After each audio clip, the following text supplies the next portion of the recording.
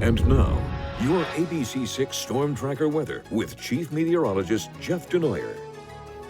We have some feathers to put in our hat, too. We're going to have our first sunny day of October tomorrow. We had our first 60-degree day today in October. A lot of firsts happening.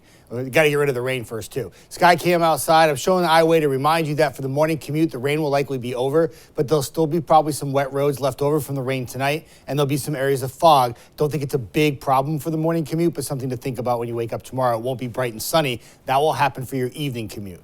Today's high temperatures today, there you go, some 60s. 62 in Westerly, 60 in Coventry, 60 in New Bedford, and if you didn't make it to 60, upper 50s. So actually one of the warmer days we've had so far in October, not even close to where we should be in the upper 60s, but baby steps. We'll get there tomorrow. Right now, temperatures not too far off those high temperatures.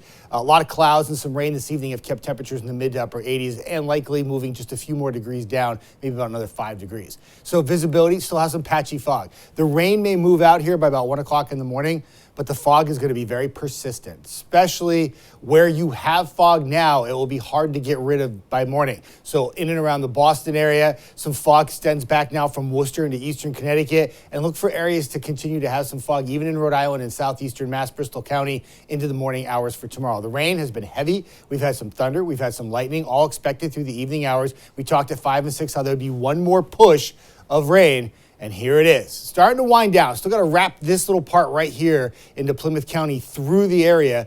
Once that last part moves through, we should start to see the faucet finally turn off. Remember how long ago it was when we couldn't get any rain at all and we had this huge drought? We still haven't completely caught up on the deficit, but we certainly have put a dent in the drought. And most locations, except for North Boston and southern New England, have done a fantastic job in September and October of catching up. Once this rain starts to come to an end tonight, this low pressure, this is still part, believe it or not, of Ian. It's not a tropical system anymore, but it's still the actual low pressure that's just kind of spinning around off the coast and has had nowhere to go for the last 3 to 5 days.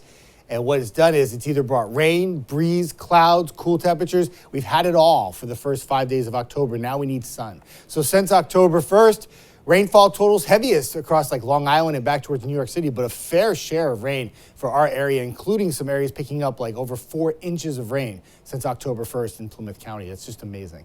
So clouds tomorrow, sun in the afternoon. Let's go 70s. And we'll go 70s in southeastern Mass too for most locations.